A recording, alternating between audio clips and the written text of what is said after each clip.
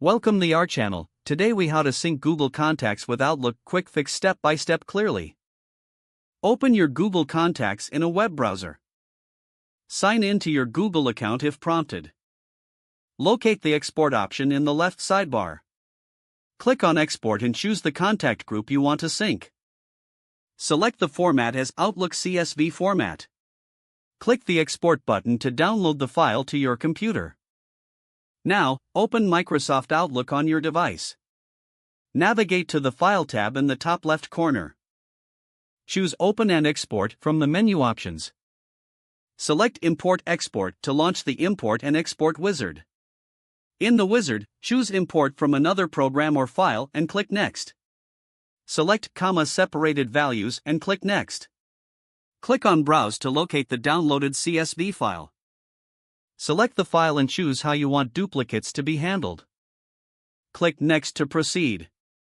Choose your destination folder, which is usually Contacts. Click Next and then Finish to complete the import process. Your Google Contacts should now sync with Outlook.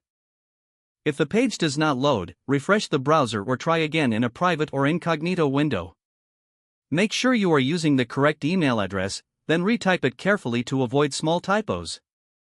If your password is not accepted, use the reset option and create a new strong password you can remember. Check your spam folder for verification or security emails, then complete any requested confirmation steps. Enable two-factor authentication if available to improve account security and reduce unauthorized access risk. After signing in, review your profile details so your contact information and settings are accurate and current. If you see an error message, note it down and try again after restarting your device and internet connection. Log out when you finish, especially on shared devices, to keep your account and payment information secure. If the page does not load, refresh the browser or try again in a private or incognito window.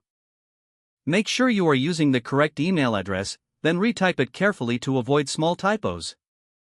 If your password is not accepted, use the reset option and create a new strong password you can remember. Check your spam folder for verification or security emails, then complete any requested confirmation steps. Enable two-factor authentication if available to improve account security and reduce unauthorized access risk. After signing in, review your profile details so your contact information and settings are accurate and current. Don't forget to like this video and subscribe to our channel for more step-by-step tech guides.